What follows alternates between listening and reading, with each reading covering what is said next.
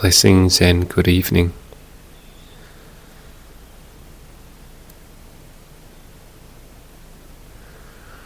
Tonight we're coming together once again to practice meditation, cultivate mindfulness, try to understand our minds and how to bring our minds to a more peaceful, calm state.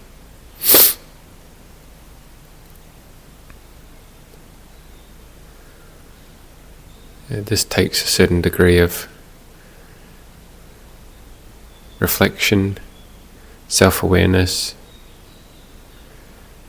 willingness to adapt and respond and change our external behaviors,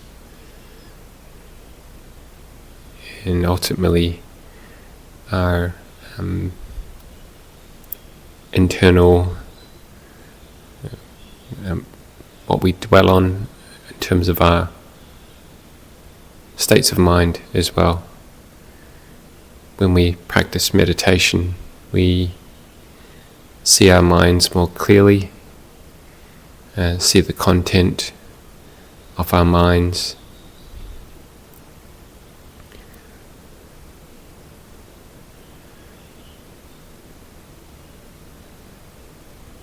and then see where we need to make changes.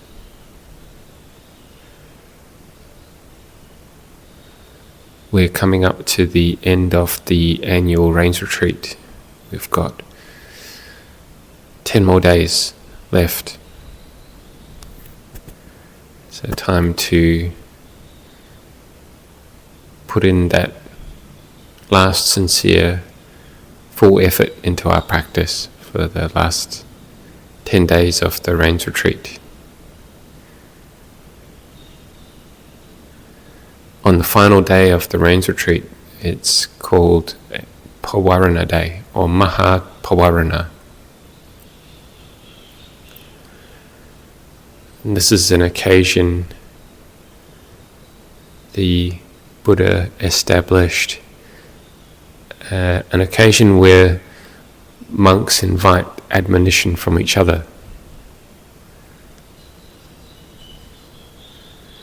So an invitation to give feedback to our fellow bhikkhus if we have seen or suspected anything that they have done through their speech or actions which is contrary to Dhamma Vinaya, then it can be brought up and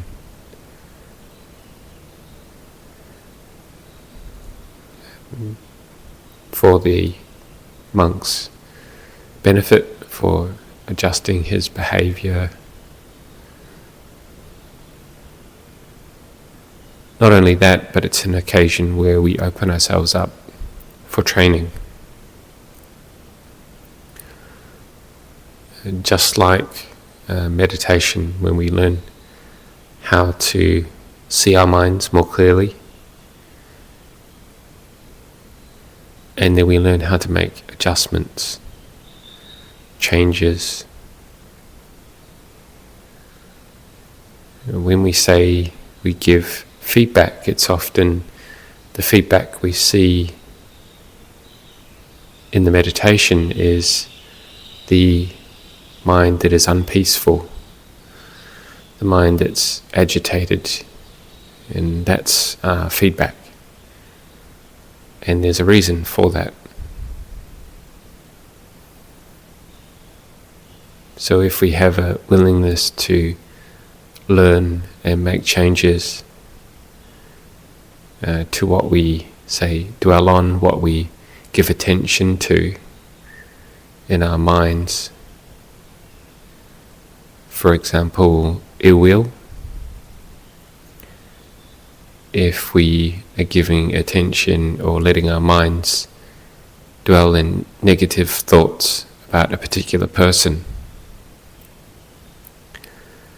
then as a result, we'll feel angry. So maybe we'll sit meditation and anger arises. Then that's our feedback. So if, being a practitioner, we are aiming to uproot suffering, then we try and find the cause and learn from, say, that feedback and start making changes in what we're dwelling on. So instead of dwelling on the negativity, we start, through our mindfulness practice, bringing it back to cultivating more wholesome thoughts, positive thoughts. For example, instead of seeing the things, that person that you have get upset with, instead of seeing their bad side, you start looking at the good things they do. Because everyone in this world has good qualities, but we have to search for them. It may be very small, might be very minute, but we can search hard and see those good qualities.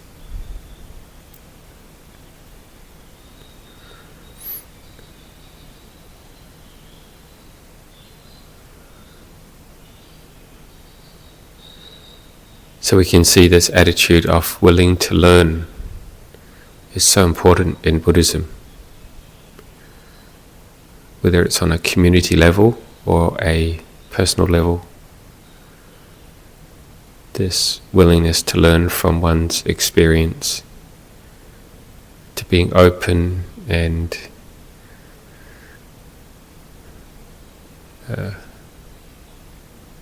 being one who is easy to teach, can be also very painful. Some hard lessons can be learned. Over the years, we tend to like to hide our defilements. Maybe we have a view of ourselves that we are a particular way, and so mind states that don't fit with that personality view, then we tuck them away and ignore them and think that we are a person that doesn't experience that particular mind state.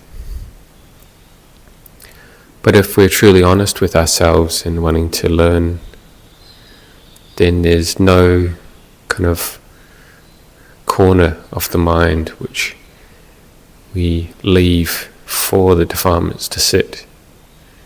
We want to open it up, see it, and let it go. You could say it's like an open book.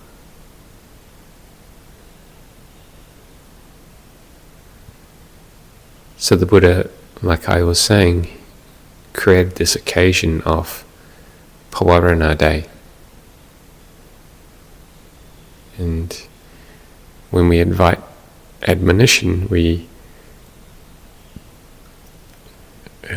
say a verse in the Pali language,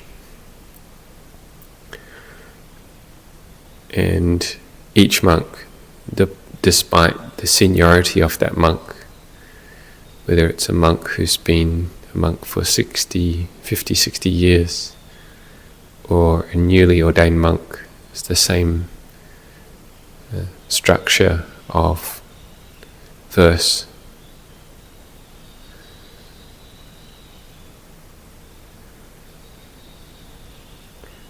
But at the same time, it's not an occasion to pull up people's faults and begin finger pointing at where they need to improve in using a fault-finding mind. Again, that's not the point of the occasion.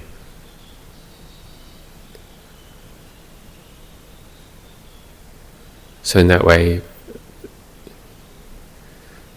the Sangha or the monk community of monastics get together, and typically nobody has anything to bring up, although they can, but because there's a sense of mutual respect and everyone has an attitude of wanting to learn, then that can be the kind of meeting point of each other meeting on this same plane of training, where everyone is practicing together, trying to let go of defilements of mind and invite each other to point out any faults which they see which would be constructive to give admonition for.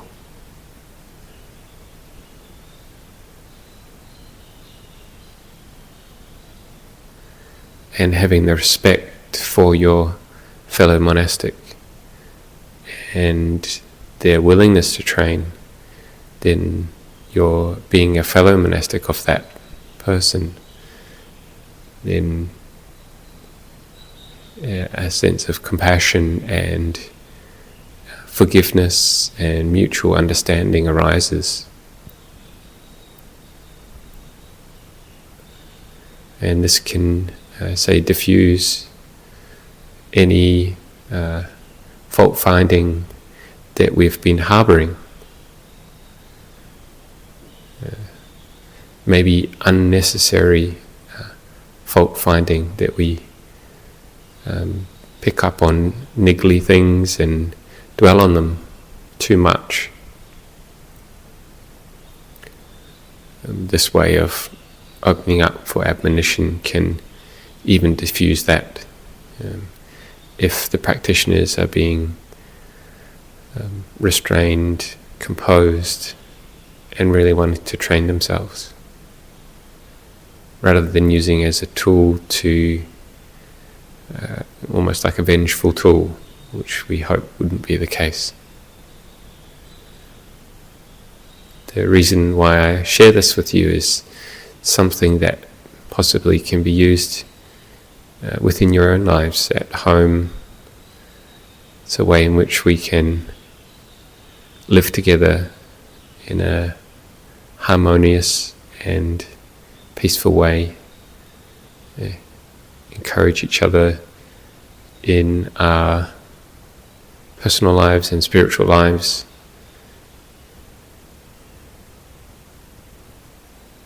and support each other in the Dhamma practice. So this quality of open to admonition, or you could say it's open to training as well.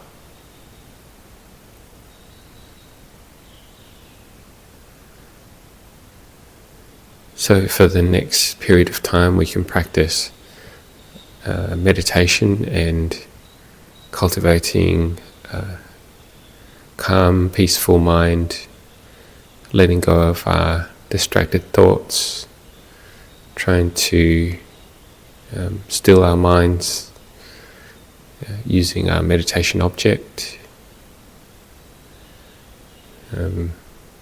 noticing the quality of our mind state, and whether we're feeling agitated, whether we're feeling dull, drowsy, and maybe that's some feedback as well, where what we need to work on, where we need to improve on,